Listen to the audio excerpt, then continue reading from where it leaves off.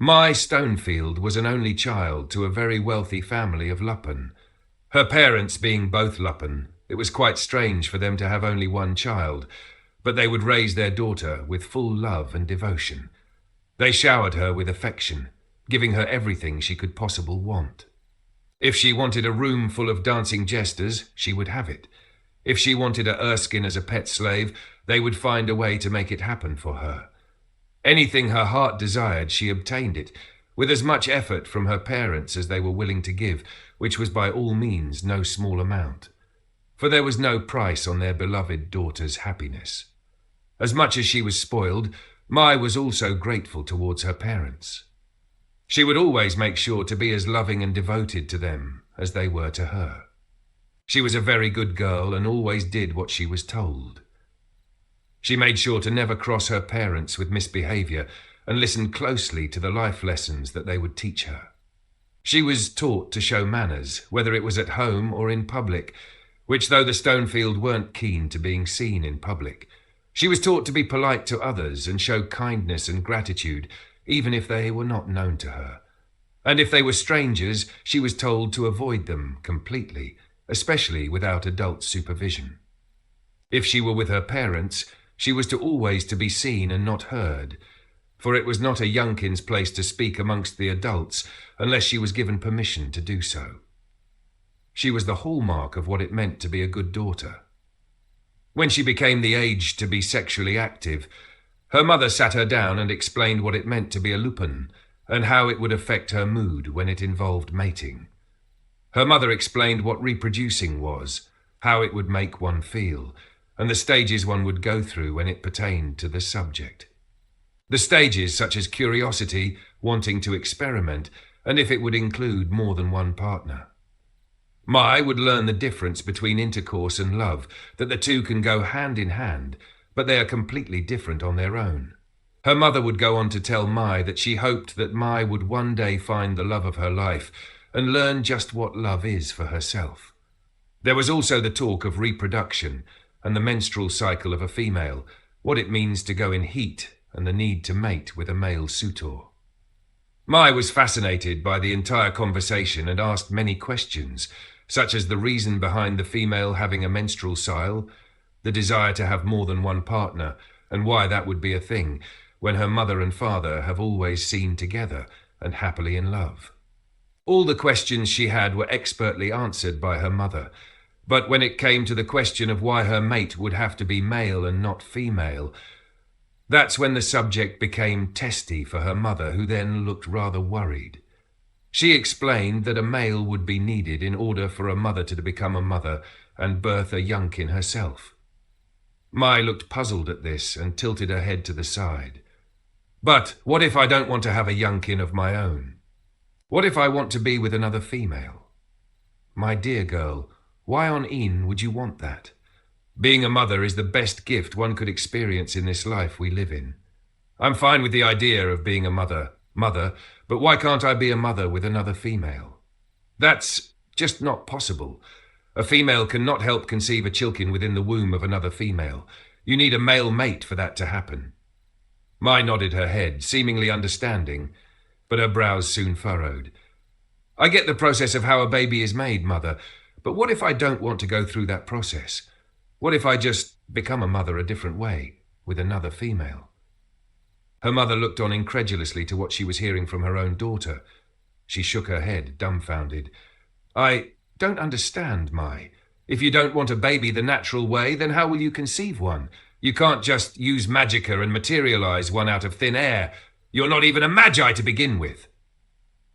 Her mother nervously laughed, but Mai remained to look quite serious over what she said.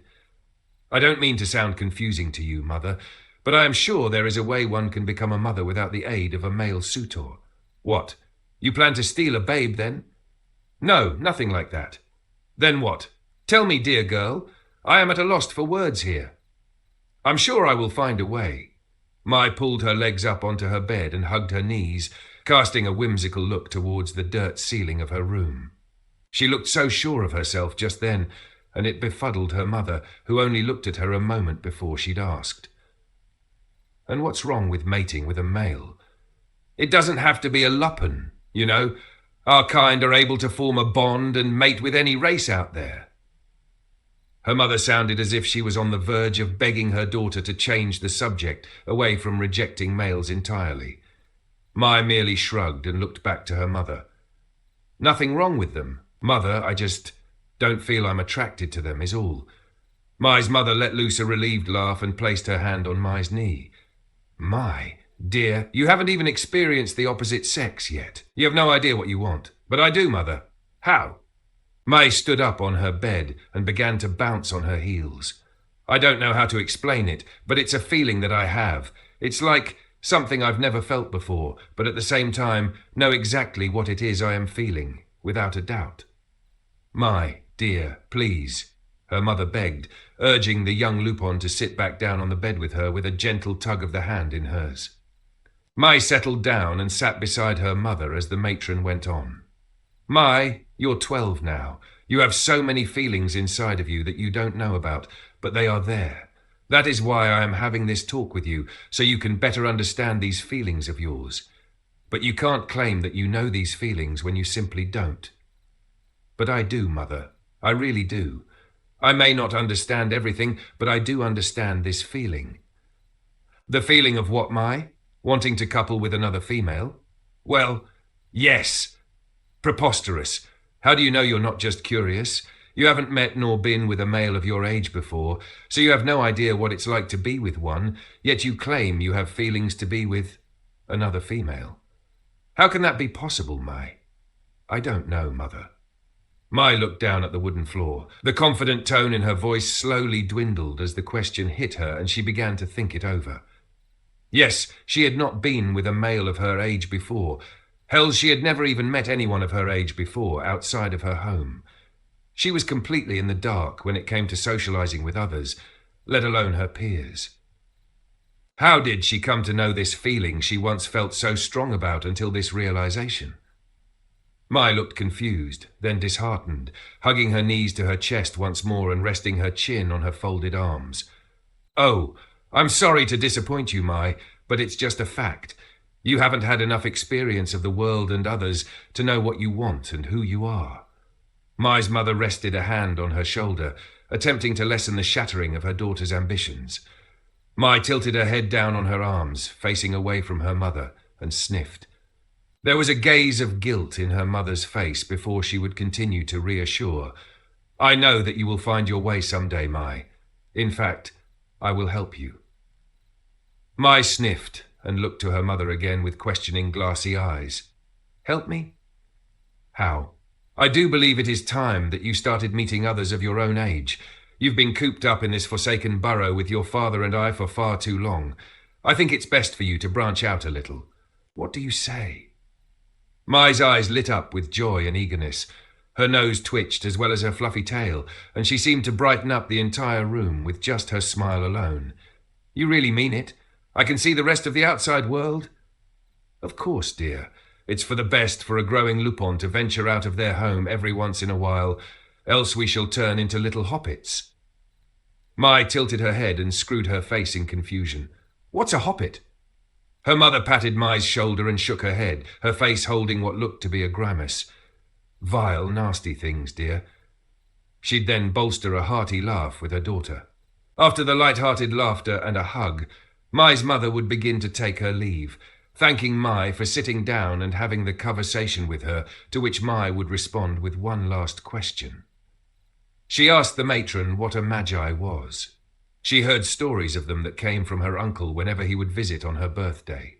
Her uncle was the best uncle in the world. He would never come empty-handed whenever he visited, and would give the best gifts an uncle could give, even if Mai never had any idea what they were.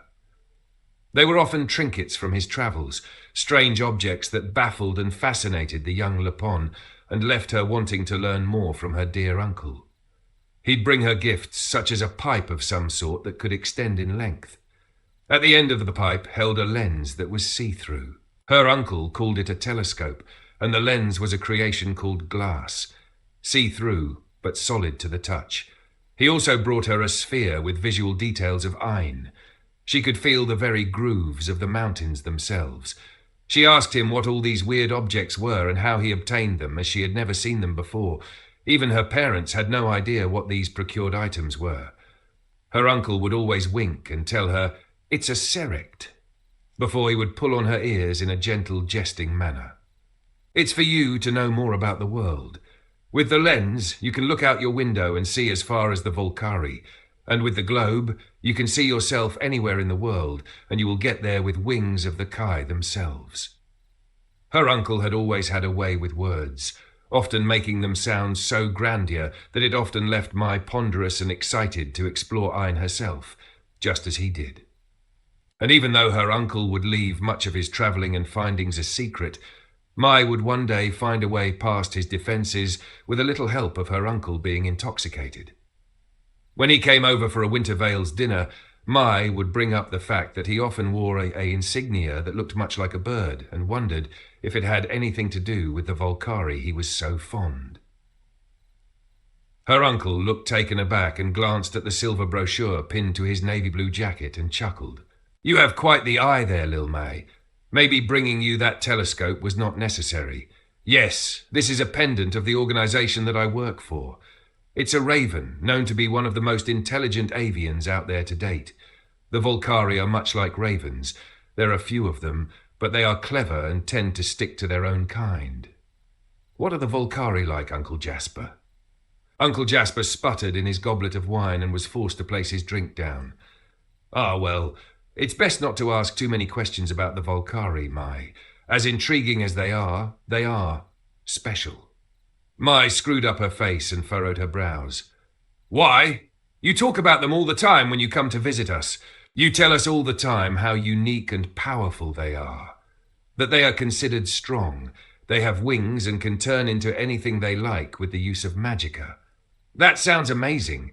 I don't quite understand what a magi or magicka is, but from what Father has taught me, it's something we all possess in us." Mai's father would break in with a dry heaving cough in his gloved fist before resuming his meal. "My dear, I think that's enough questions for your uncle. Let him enjoy his dinner. He already has enjoyed the drinks." There was a look from her father to Uncle Jasper, who hid inside his goblet, gulping down the rest of his wine. He'd finally set the goblet down, a velvet red colouring staining his moustache. "Your father's right, Mai. Too many questions and I'm going to be too full for my meal. No more of this talk of Magus Magicka, Soul Affinity and the Volcari." "Soul Affinity?" Uncle Jasper paused in his talk and looked at his brother, who shook his head at him and dropped his face into his gloved palms. Jasper's face seemed to turn pale within a second. He nervously turned the jewelled goblet by its stem on the wooden table and glanced around. Lupon are not known to sweat, but Uncle Jasper seemed to be sprouting some droplets from his forehead. With the saving of his handkerchief, he'd dab away his worry and quickly excused himself from the table, hastily muttering something about having to return to his work. He'd grab his winter coat and with a sudden gust of winter wind rushing into the home, vanished into the white abyss, leaving his family dumbfounded. Ever since that meeting, Mai has been quietly curious over the knowledge of magicka, the Volcari, and what exactly a soul affinity was. She had no idea what a soul even was. Did the Volcari have something to do with it? Are they magi? From the little understanding from her father, magi were considered to be something close to the gods, with abilities to alter the reality of the world with just a whim of their thoughts and capabilities. But how does one become a magi? Is it something you're born with? Do others teach you how to be one?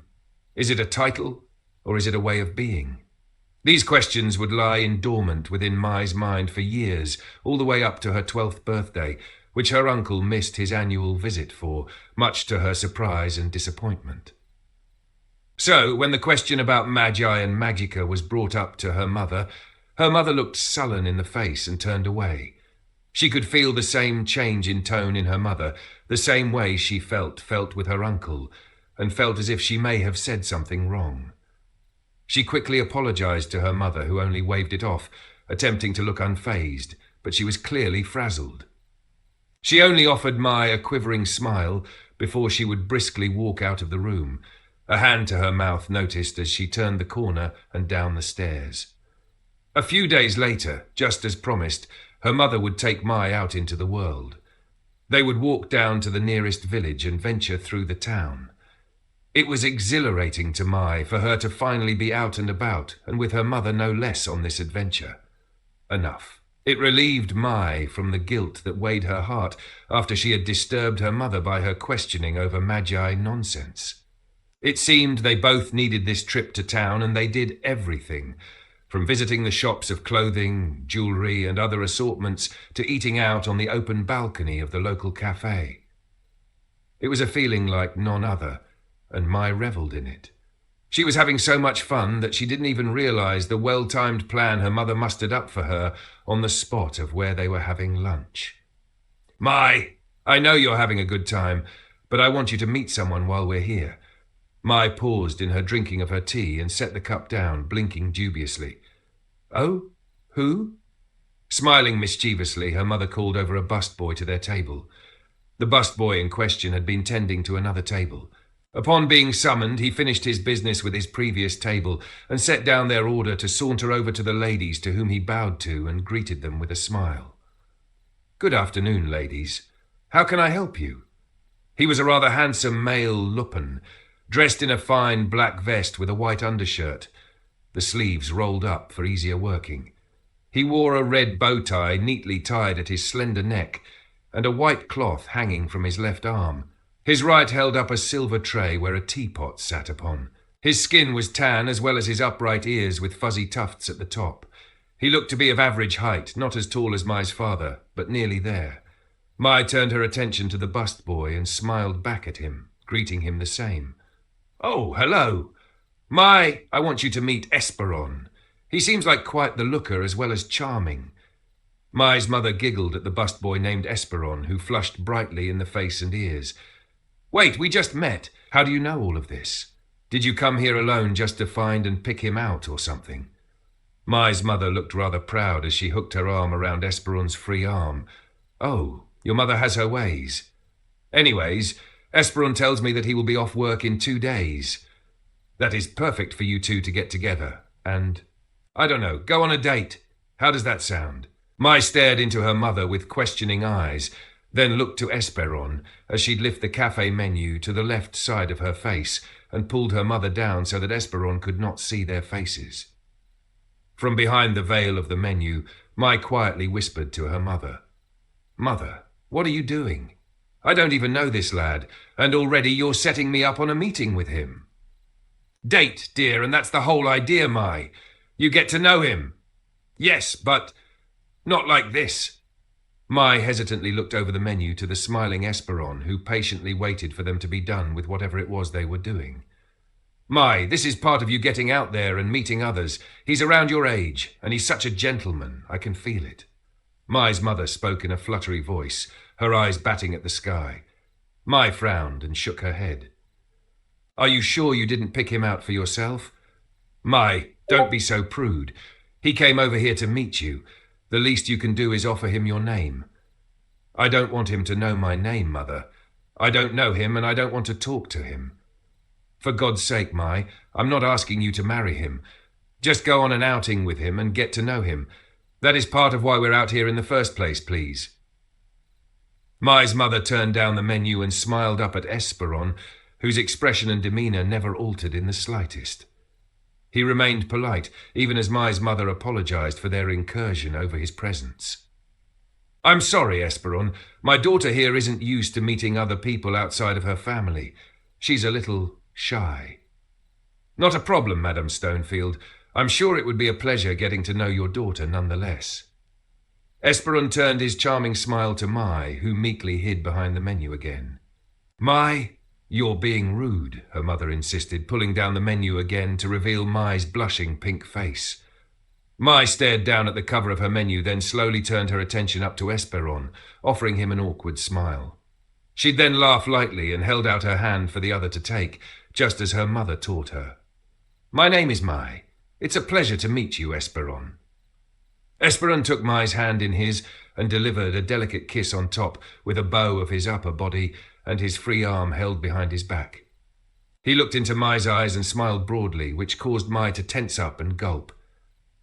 "It's an honour to meet you, Mai. and might I be so bold as to compliment how lovely you look in that pink dress?" Mai squeaked and looked down at herself, attempting to see what Esperon saw, all the while hiding from his illuminating golden eyes. "Thank you," she began in a small voice. "My mother picked it out for me while on our visit here."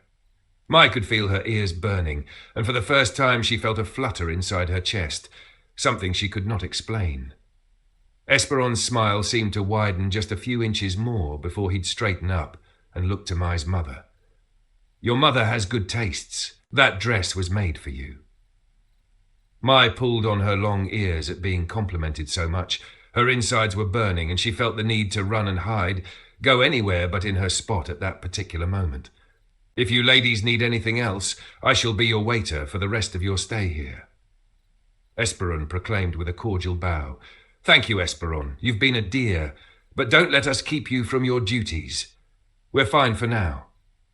"As you wish, madam." Mai's mother looked to her with a knowing smile after Esperon was out of earshot, and Mai slunk down in her chair, finally able to let herself melt. "I told you," her mother said in a teasing tone before she would sip at her tea with seasoned class. For 2 days, Mai became a nervous wreck, stressing over her meeting with Esperon. Suddenly, small things became such a huge problems for her. What was she going to wear? How did her looks look? Would she be interesting enough for this lad? Would he be interesting enough for her? What were they going to do? It was never discussed. How was he going to meet her? That also wasn't discussed. Over and over, Mai would relay these questions to herself and to her mother, who assured her that everything will be all right. She had it all already planned. Mai looked to her mother, astounded by how quick and covert her mother could be. When the day of the date arrived, Mai was ready and prepared. She was no longer a worrying mess and resumed her confidence that shined with her personality. Esperon arrived at their door around the early afternoon. He brought Mai flowers and kissed her offered hand, but not before treating her mother the same with a bouquet of flowers and a kiss of the hand.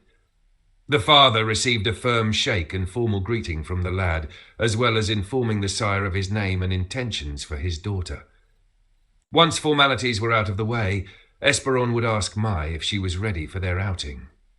Mai smiled and nodded her head, taking Esperon's offered arm in her hand and walking down the path towards town.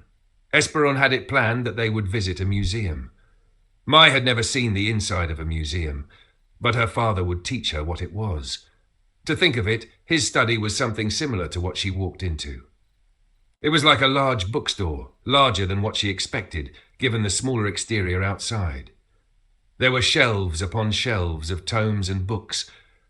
Items of intrigue that sat on display in glass cases were strewn in random places, and there were large floating parchments with written words of information dating history, artifacts, or even certain locations from around the world. The entirety of the building was dedicated to the learning of knowledge, and Mai felt right at home. She excitedly looked about while keeping close to Esperon, but that was proving difficult as she wanted to inspect every parchment and text she could lay her eyes upon. Esperon was certainly a gentleman von being patient with her, wanting to tug him around and fill her head with information. He'd gradually take her around the building, keeping sure to stop by any area of interest Mai was curious over. The two of them would then stop in front of a large scroll of text recording Ain's history and its many races and species.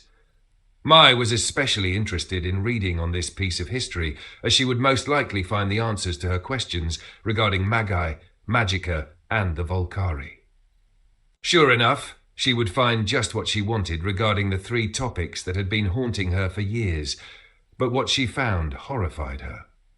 She learned about the Magus and their various use of the elements, how one would have to be a practiced student and devotee to the gods to even perform such feats. What the difference was between a Magi and Vilok, and how Magica was only to be used by responsible users, as it was prohibited of free use in many locations of the world, and even some races. What horrified her, however, was the learning of the Volcari.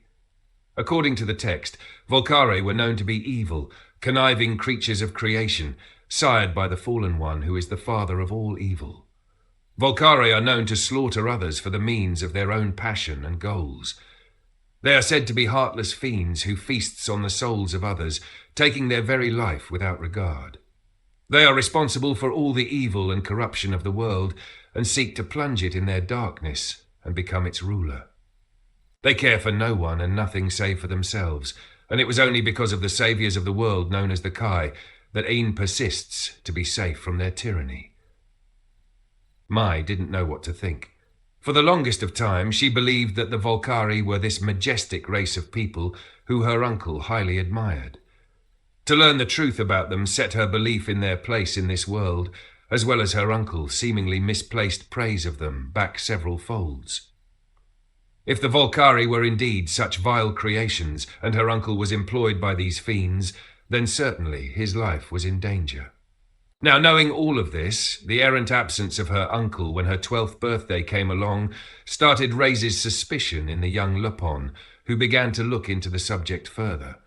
She began to ask her mother and father what happened to her uncle, to which they would reply with just as much of lack of understanding as she had.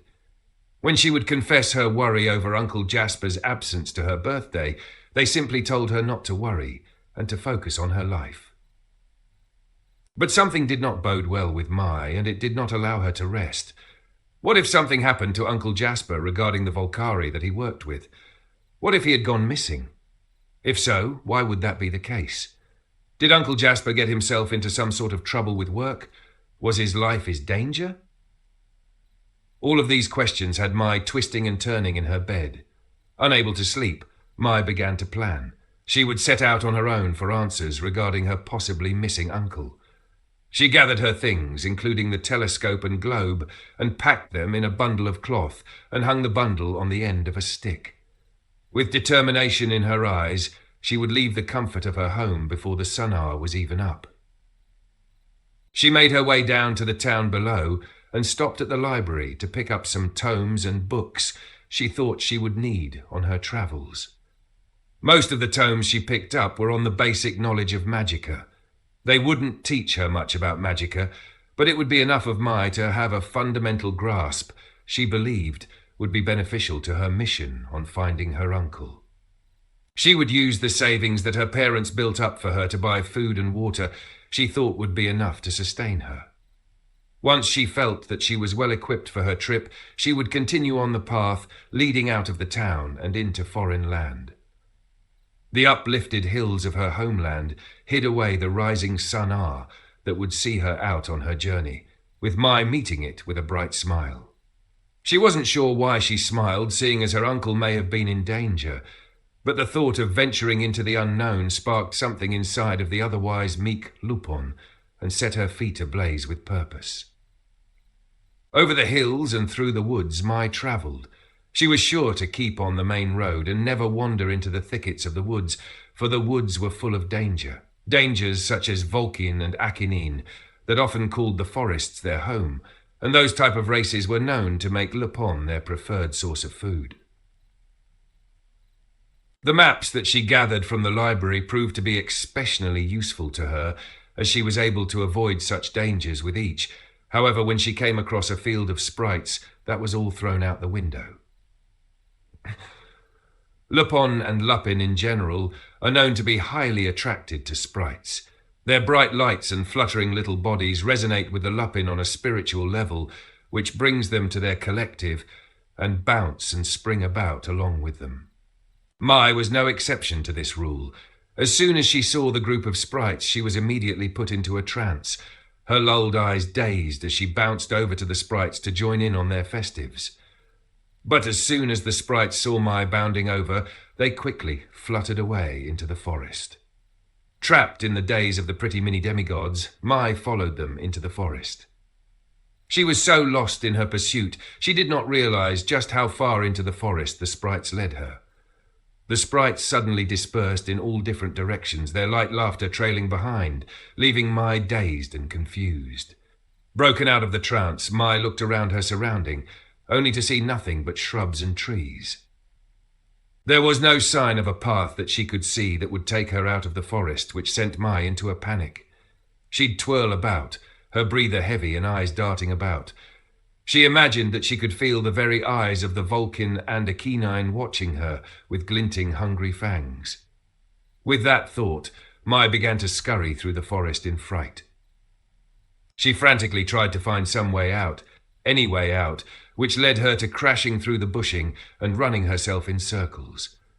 All of that frantic running would tire Mai out. She paused at a tree she could have sworn she saw before to catch her breath and attempt to collect her thoughts.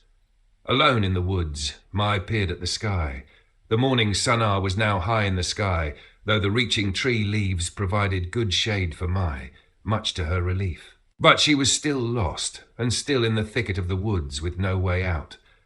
With her heart beating loudly in her chest, she pressed on.